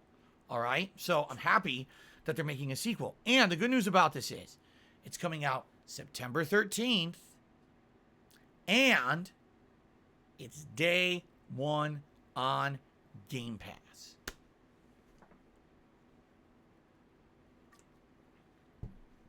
So already, during this presentation, all right, there's a series of games that I might not have played otherwise. And because these are all on Game Pass, okay, I'm going to be playing them at launch. It just makes sense. Why wouldn't I? If they're on Game Pass, why wouldn't I play them? You know? So, Midnight Fight Express, the one-man show game, I'm playing that. Teenage Mutant Ninja Turtles, Shredder's Revenge, you bet your ass I'm playing that. And now, Warhammer 40k Darktide, hell yes I'm playing that. Right? Why not? So I'm excited. This is good news for everyone, especially if you have Game Pass. Why wouldn't you play it, right? Thumbs up. Okay, up next, a sequel is announced. Layers of Fear, or as they like to call it, Layers of Fears. It's basically Layers of Fear 3. I played Layers of Fear 1 very shortly, like a half an hour once for a Halloween marathon. Then I played a full playthrough of Layers of Fear 2. Here's what I can say about the Layers of Fear series, okay? Creepy visuals, very suspenseful, mysterious plots, and a good amount of scares. But Layers of Fear 2 was undoubtedly one of my most disappointing games that I had played in a long time. The game had no ending. None. No definitive ending at all. Right? I played through the whole fucking thing just to get to the end. And some guy who'd never even seen the game before was like, oh, fuck you. You know, you didn't hit some certain secret criteria that the game never explained to you, or you never found enough of these collectibles or whatever. Who knows? I don't even understand. But he basically was like, fuck you. Go back and play the game again from the start. So you know what I did? I said, fuck you. Your game fucking sucks, and I'm never buying a game in your franchise ever again. And I mean it. Unless Layers of Fear ends up hitting for free on Game Pass, I'm not spending money on that. They already ripped me off. They sold me a game with no ending. So fuck them. I'm not playing this one. It doesn't look bad. And in fact, this one runs on the Unreal 5 engine, so it looks even better. The visuals are super creepy and dark, and, you know, lighting and everything is great. I can't complain about how the game looks, but how can I possibly have any confidence in buying another game from this studio who literally fucked me and everyone else? Unless you were planning on going back and replaying their game 20 times or using a walkthrough FAQ online to get the proper sequence of events to get the ending, you know what I'm saying? Like, what a waste of everyone's time. It is what it is. I'm just speaking my own perspective here, guys, okay? All right, we're almost done. We're almost to the end of Summer Game Fest 2022, okay? Up next, Gotham Knights. And today they're showcasing the character of Nightwing, who, if you don't know from the lore of Batman comic books, is Dick Grayson. He was the original Robin who served by Batman's side as his trusty sidekick and, you know, basically teammate for many years. After a while, he decided that he had outgrown the mantle and he wanted to go out and do his own thing. He actually had some actual direct disagreements with the way Batman did things. He wanted to do things his own way, and so he branched out and became his own hero called Nightwing. Meanwhile, a new Robin was recruited by the name of Tim Drake, and I actually believe that the Robin in this game is the Tim Drake Robin. I could be wrong because one of the Robins passed away and then there was another Robin after that, but I'm not exactly sure where in the timeline we're supposed to be in this Gotham Knights game, if anywhere. Okay? So anyway, Nightwing, how does he fight? He has two batons, which can be used as just sticks to beat people with or deflect attacks. They also can become electrified, so he can essentially use them as cattle prods and shock people. But also, he can use them as throwing projectiles. Okay? All of that. All right? Yes, they show that in this trailer, but I essentially mean that it's a trailer. They don't show any in-game gameplay. What they show is a stylized combat. He's flipping, and then he's flipping, and then he's flipping over and over. And then they show different outfits. He'll have other customizable outfits, or not really customizable, but different outfits in the game. Think the Arkham series. Batman always had all these alternate outfits he could equip, right? Well, this game will be no different. It looks like your four heroes will all have different outfits they can equip, changing the way that they look. And then there's flipping, and that's about it. That's all it showcases. So you watch this trailer, and it's very underwhelming. Like, well, can I see some combat elements, you know, at work? No. Can I see maybe some traversal? How does Nightwing get around the city? Well, they do at one point show him hovering, like he uses his nightsticks to attach to what appears like a glider. So he's gliding around the city a little bit. But also, do they actually show it in motion? Gameplay? No. But then there's some flipping, and then, you know, that's it. So it's like, geez, I get it. But it sucked. Like, I'm going to be honest. I was hoping to get concrete gameplay to understand what I was going to be playing. You get none of that at all. It's just stylized trailer flipping. So the game's coming out October 25th. I hate to say it. This did not make me any more confident in the game. Keep in mind, this is not the makers of the Arkham franchise. These are the makers of Arkham Origins, the prequel game that, in my opinion, when I played it, felt like a cheap knockoff of Batman Arkham Asylum and Arkham City. It did not feel as good as those games. They wanted to have a filler game in between. I didn't think that it lived up to the expectation.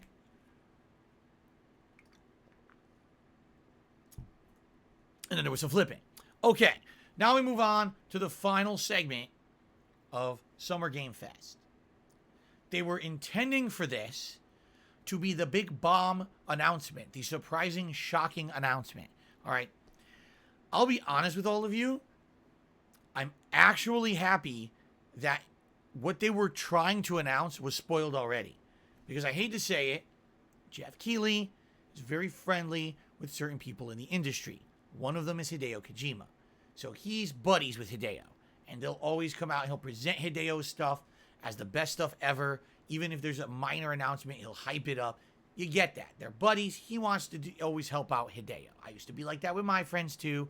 You promote their shit, right? He's now starting to get more buddy-buddy with more people. You can tell he's getting buddy-buddy with Naughty Dog, okay? And Neil Druckmann, the Druckster, the Druckerninator, the Druckmeister, Neil Cuckman, whatever you want to call him. He has a million names and monikers on the internet. Is now one of, like, the co-heads of Naughty Dog. Originally he wasn't, but his games have done so well, they made him one of the co-heads, okay? So he comes out, and basically, they start talking about the projects that Naughty Dog is working on. Now, what is Naughty Dog working on? Basically, The Last of Us, The Last of Us, and The Last of Us. Does he have a new project in the pipeline? Yes. Will he talk about it? No, but we have The Last of Us here. Okay. So, announcement number one is that they are working on a multiplayer standalone game. It is no longer going to be a multiplayer mode added into the main plot line of The Last of Us games. They've thrown that idea away. It's now going to be its own game, sold and marketed separately, okay? It's going to have its own story. It's actually going to have its own cast of characters and its own unique location. And they show some production art, and it looks like it's going to be set in San Francisco, okay? They show the bridge. I forget the name of the bridge. Is it Golden Gate Bridge? I always forget the name of the bridge in San Francisco. But they show the bridge out in the distance. You're like, that's San Francisco. You can't mistake it. Okay? So The Last of Us 1 had multiplayer. And people liked it and thought it was actually some of the most interesting, unique multiplayer because it was all sneaking based. You couldn't run and gun and win. The Last of Us 2 was supposed to have multiplayer in it. It was advertised as having it. Then all of a sudden, a few months before release, they announced, it would not be out available for the time of release. It would be delayed. So then the game came out. People bought it. I'm not going to speak about that. We all know what happened with Last of Us 2. All right? Somehow the multiplayer component was completely forgotten and forgiven that it wasn't in there, even though originally it was promised and advertised as being in there. All right? So here we are 2 years later, and Neil Druckmann is saying, we are now going to take that mode you were supposed to get as part of what you paid for 2 years ago, and we're going to sell it as a separate game. It's up to you to judge how you feel about that, okay? I'm trying to represent this objectively. Some people don't care. Some people do. Do you want my take? I think it's shitty.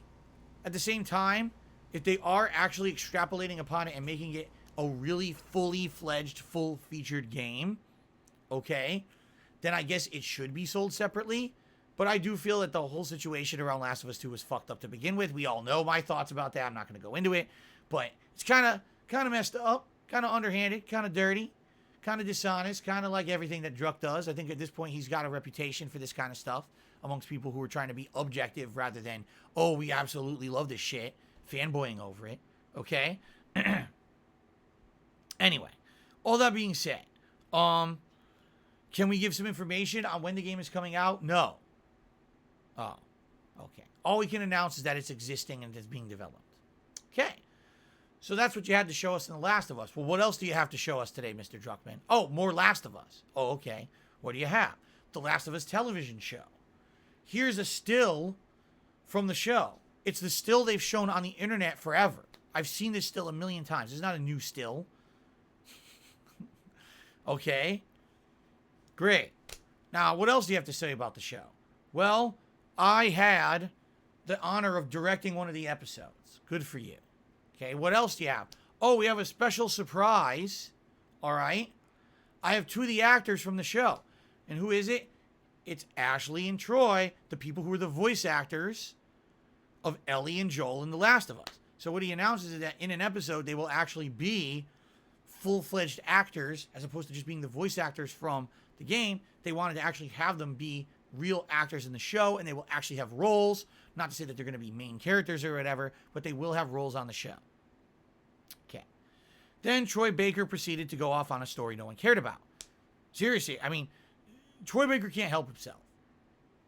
He just can't. He's an egomaniac. He proved it to everyone with the NFT thing earlier this year. Or was it late last year? He's like, I'm a storyteller. I'm this. I'm that. My NFTs. He's so up his own butt. Egotistical maniac. He's crazy. He had to tell a story. The story literally had nothing to do with anything. Like, no one cared. Why are you telling a story? Like, no one's here to hear your story time. Anyway. So, there you go. They announced all of that. And then finally, after a whole segment, so I'm not even kidding. This is like 15 minutes. We're still going with this. Okay. The third and final announcement, what was it? Well, sadly, this announcement leaked all over the internet. What is it? The Last of Us. What? The Last of Us. Okay, The Last of Us. That's all they had to talk about. Okay, so what is this announcement? Now, I already talked about this on my pre-stream today, but for the sake of argument, I have to talk about it in detail here. All right? The Last of Us 1 is getting a current-gen remake on the PlayStation 5. It is going to release on September 2nd. It is going to feature, supposedly, redone visuals from the ground up, using the modernized visuals engine, still the same mocap, still the same dialogue and lines, the same plot, same game, just it's going to look better on PlayStation 5. Okay? They then proceeded to show side-by-side comparison, okay, of the original game versus the PS5 Remake Edition. Ladies and gentlemen, outside, slight tweaks to the color, slight tweaks to the shading, and obvious minor tweaks to the faces. For example, Ellie's face seems to be stretched slightly out more, while in the original game her face was kind of crunched up. They actually stretched it out for a couple centimeters, so her facial structure is a little different. Outside of that, the game looks exactly the same. No, exactly the same. All they did was tweak the color, tweak the lighting, and do a tiny little tweak to the character models. This does not look any better than the original game from what I surmised on this stream. Maybe it's just they badly represented it. It looks the same. Okay? But, I mean, it stands to reason that the game that was the swan song for the PlayStation 3, that looked so good that when they immediately ported it to PlayStation 4 upon the PS4's launch, literally the only difference between the two versions was the frame rate. If you play Last of Us 1 on PS3 or PS4 and you hold them side by side, they're almost exactly the same. The only difference is an increase in frames.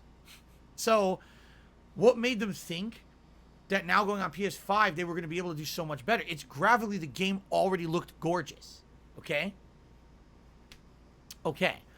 So what else is new? Well, we swear we have implemented all these new gameplay elements. All the improvements to The Last of Us 2 from the original game are in there. You'll be able to do more stealth abilities and takedowns, and the things, if I remember correctly, wasn't one of the things added you could go prone in The Last of Us 2, and you couldn't go prone in Last of Us 1? All right? But here's the thing, and here's one thing that I absolutely have to, I have to shout out here, okay? Or not shout out, but call out, call attention to, all right? They admitted it's the same game. Same plot, same characters, same mocap, same gameplay. The only difference is graphical upgrade, and they'll have a few new gameplay elements, all right? Now, think back to when you played The Last of Us 1, if you did. If you didn't, you can't understand what I'm about to reference, all right? But think back to when you played The Last of Us 1, okay? That game was designed to be played with the gameplay elements that were included at that time. Fair enough, right? Well, there was never a moment in Last of Us 1 that required you to go prone because it wasn't in the game. Correct? Okay. In Last of Us 2, there's direct sequences designed to have that required. So, if you're taking the gameplay elements from the second game and putting them into the first, what you're literally doing is you're adding in elements that are not needed to beat or play the game. It's great that they're there. Maybe you want a few more takedown animations. Maybe you want to go prone and crawl through the grass, but you don't need it. You could still play and beat the game without it. In fact, I would even argue this might actually make the game way easier because you're adding in new abilities and elements that weren't in the original. Now they're in there. So now the game's going to be like piss easy because you can just sneak by everyone on your belly and no one sees you, right? I mean, again, you don't know exactly how they're going to be implemented, but the point I'm making is they admitted this is the same game. We're not changing the core foundational elements of the game, but we want it to be, what was the wording that Druckmann used? We want this to be the definitive gameplay experience. That's what he said. Definitive gameplay experience. All right? So unless they actually redesigned the game, there's no use for the new gameplay elements, and it will not be any better than the original. Okay? Now, maybe they are. Maybe he just wasn't clear enough. Maybe he should have said, well, guess what? We will open these environments. There'll be new areas of the stages. Maybe there'll be a whole new 1 or 2 stages that are different. But according to him, it's the same mocap. Everything's the same. So how would they add that if they didn't shoot any additional scenes and nothing's added? This is what's confusing me. If he had said, we went back to the studio and we got new voice acting, we got new mocap, we got whole new levels added, I'd be like, oh, that's cool. And those levels will take advantage of the new gameplay elements. No, he's admitting it's the same game. So, I'm lost. All right, now, you may say, all right then, fair enough, I've never played The Last of Us 1, so I'd like to play it for the first time, and I have a PS5. So this makes sense. This is cool. And it's an older game, so I'll be able to play it at a discounted rate. Or you might say, well, I already played Last of Us 1 on PS3, then I bought it on PS4. I'm a fan of Last of Us 2 on PS4. This is excellent. Now I can play Last of Us 1 at PS5. It's an older game, so it'll be, a discounted rate. This is excellent.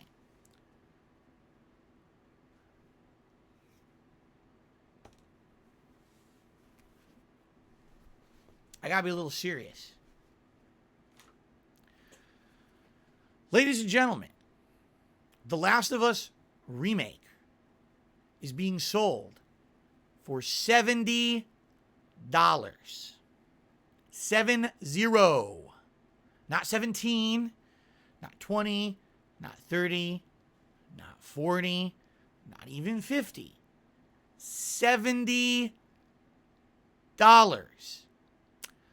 Naughty Dog and Sony expect you to pay full price as if this is a new game you have never, ever experienced before, despite the fact that Neil Druckmann at Summer Game Fest 2022 admitted to millions of people around the world it is the same game.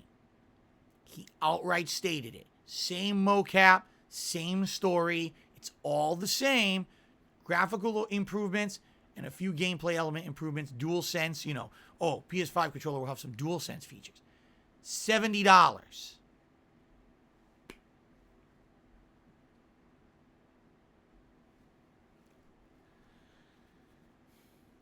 I would actually be doing you a disservice, you a viewer of my content, if I didn't tell you that, in my opinion, is fucking robbery. That is actually stealing money from the customer base. There is no way that anyone at Naughty Dog or Sony can justify a $70 price tag for a game you played on PlayStation 3 and again on PlayStation 4 with no new aspects to it. It's the same story, the same game. Bullshit. This is ridiculous robbery at this point, okay? And I said it on my pre-stream today, and I'm going to say it again. The only reason they think they can get away with this is because 2 years ago, they pulled the scam of the century, all right? Now, for clarification purposes, I want to say I am actually a proponent and a fan of more representation in games. For the longest fucking time, every video game was either the big, Adonis-looking, handsome protagonist, rippling with muscles and shooting guns wildly like an asshole, you know, a Rambo-style character, or an over-sexualized, ridiculous, over-the-top woman who's, the girl power as the boobs are hanging out to get the fucking male demographic involved, right? That time is gone. It's in the past. It's time for us to all accept that's not the real world anymore. That was the world of the 90s and 2000s. They were heavily prone. Games are now going to start having more realistic characters in them. Ellie, you know, being queer in The Last of Us 2 is fine. There's nothing wrong with that, okay?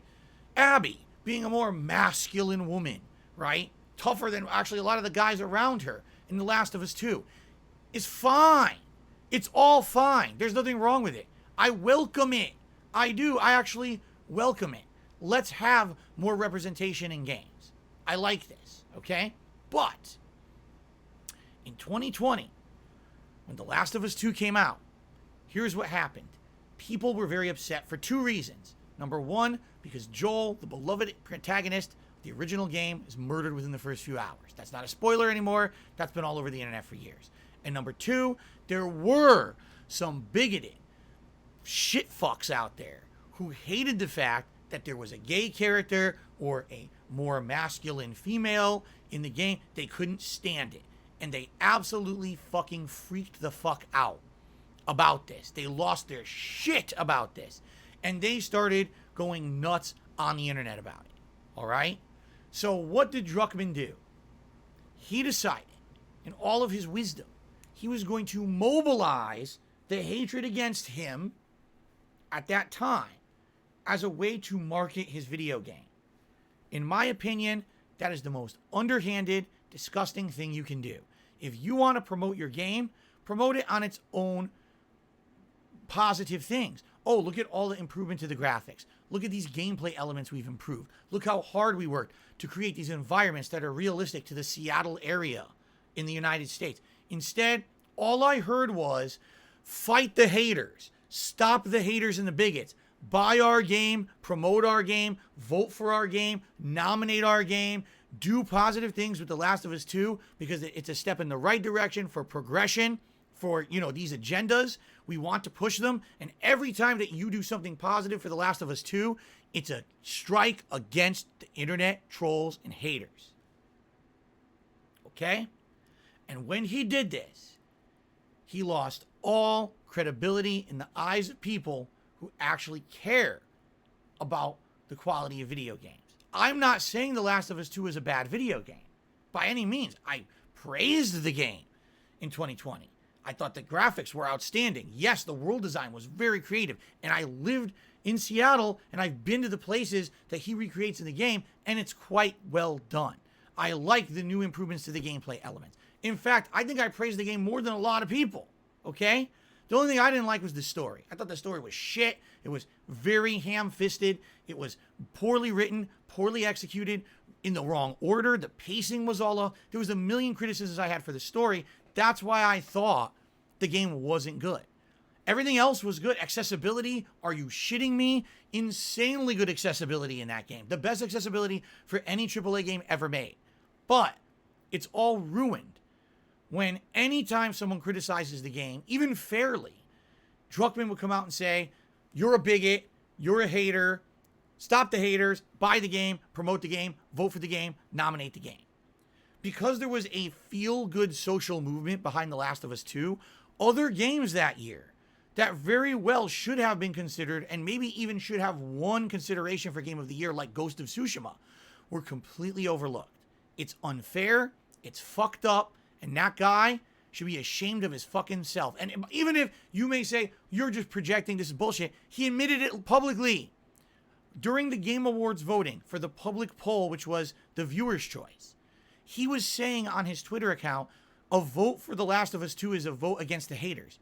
Everyone said, what are you talking about? There's other games that deserve votes. Why would you say that? Now you have people not even voting for the quality of the game, but to fight haters. And he had to delete the post and come out and publicly apologize, saying he went too far. Okay? Now, why am I bringing this up today in 2022? Okay? I'll tell you why. Because the reason that these motherfuckers think that they can sell The Last of Us 1 again for $70 is because people bought in to the social movement 2 years ago, right? So now they have this fan base that everything that Naughty Dog does, everything that Last of Us 1 is associated with, it's all now considered a progressive movement. It's all, oh, we're for more representation in games and this and that. They're actually going to try to ride the coattails of their movement from 2020 to sell The Last of Us 2 to now sell their first game again. There is no justifiable content in this game to say you can sell it for $70.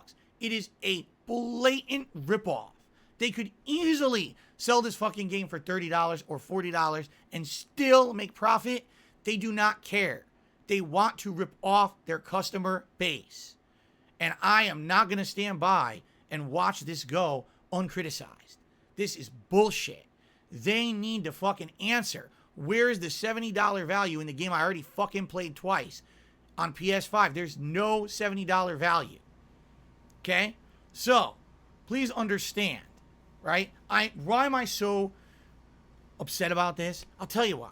Because I've been here for 14 years as a content creator. I'm a lifelong fan and viewer. I hate seeing people get ripped off when it comes to video games. I said I'm a lifelong fan and viewer. What I meant to say is I'm a lifelong fan and gamer.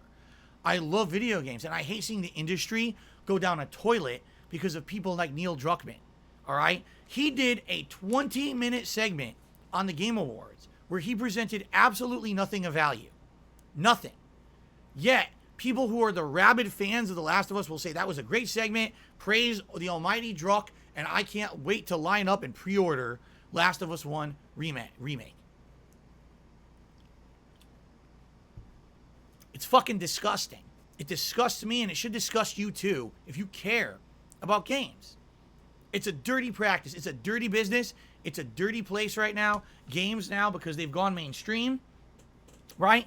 Now we're going to see this blatant abuse of this feel-good mentality, because that's all it's going to be. And then when there's criticisms of why is this game $70, what's to stop Druckmann from just doing it again? You know? I feel bad. They're going to make a ton of money on this thing. They are. They're going to make a ton of fucking money on this game.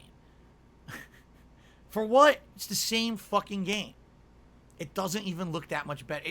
Like I said, minor graphical tweaks. It's not even like, whoa, you're blowing me away. It's nothing like that at all. It's pathetic.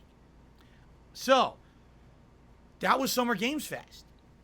Okay? Now, in summary, there were highs and lows. Allow me to go through everything.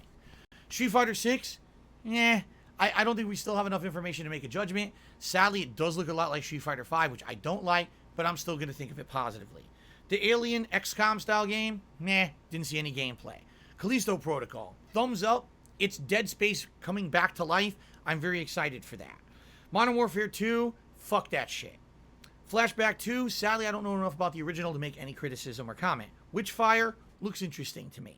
Fort Solis, I have no idea. There wasn't enough information about it. Routine, I have no idea. There wasn't enough information about it, but it was already the fourth space horror game presented at the presentation. Dwayne Johnson embarrassed himself. Shouldn't have ever been on the show. All he did was make promotion. Didn't even tell funny jokes. It was a complete waste of everyone's time. Outriders expansion. No one will care about that besides people who are already playing Outriders. It was a waste of time.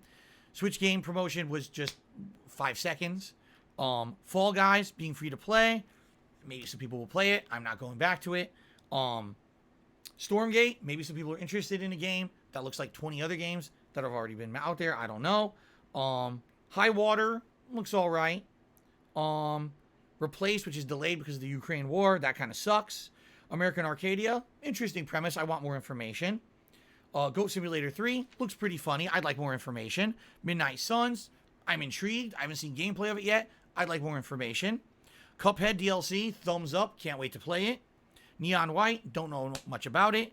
Midnight Fight Express, it's on Game Pass. It's a one-man show. I actually am very intrigued. I want to play it. Warframe, don't give a shit. They didn't even explain what it was.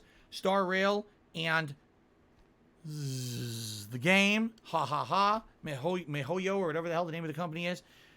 Not interested, really, pretty much. Teenage Mutant Ninja Turtles Shredder's Revenge, in my opinion, wins game of the show. Looks great. New character announced on Game Pass, launching next week. 6-player co-op. Ultimate thumbs up award from me. TMNT Shredder's Revenge, best thing of the whole show. Super People looks like shit. Humankind, it's like a sim game like Civ. If you like that, great. One Piece Odyssey looks pretty good, but sadly they didn't show gameplay, but I am intrigued. Soul Hackers 2, don't care about. The Samsung Gaming TV, I'd like more information about. Seems interesting, but I don't know if it's going to work in the present day. Capcom Arcade Stadium, second. Sadly, no online play, so a bust for me, but maybe some other people would be interested. Mario Strikers, not super interested.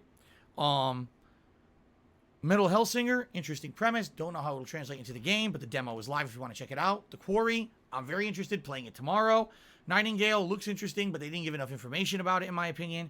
Saints Row, I'm not sold yet. I was very shocked they didn't show gameplay. They should have.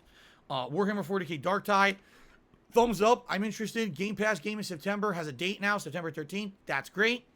Layer of Fears, not sold, because I didn't like Layer of Fears 2 rip-off ending. Gotham Knights, not sold, because they didn't show any real gameplay. And the entire last segment about The Last of Us 1 was a complete waste of everyone's time. Neil Druckmann should be ashamed of himself. Okay. That. Summer Game Fest 2022. I hope you enjoyed my recap and reactions. Thank you to Jason, who did a super chat saying, could I bring up the photo cover of the game being discussed? Could you rate it 1 to 5 or 1 to 10 in the fest? There's no way I could do that, Jason, on the fly. It's impossible. We don't know what games are going to be discussed. And without knowing what games are going to be discussed in these shows, there's no way I could have that kind of preparation. The only way I could do that is if I waited to do my recap reactions later, like days later. But I think most people want to have all the information out now. You want the live react and this out now, right? The way I could do that is if basically I do a final, like let's say, for example, once the whole week is over, okay? And then I do a final, okay, the week is over. What's the best and worst of what we just saw at Sony State of Play, Summer Game Fest, Xbox Bethesda, Capcom, if there's a Nintendo Direct, etc., we could do that. But there's no way I could on the fly do that and rate, you know, even now I'd have to think about these rate stuff. I can't do that on the fly, you know. If we were given previous information, here's the 20 games that'll be presented at the event, then yes, but it's just impossible to do that on the fly like that. Okay, good idea. And like I said, that's something maybe longer term can be done, but there's no way that can be done same day. Okay, so thank you, Jason. Jason U92, I think is his name, for the super chat. Okay, ladies and gentlemen, I hope you enjoyed this video. Now, what I would like to say is, if you did watch this on demand on YouTube, by all means, please leave comments. What did you like? What didn't you like? Do you like this style of video as opposed to the live react? Which is better for you? I'd like to know which is more appealing to my audience, you see?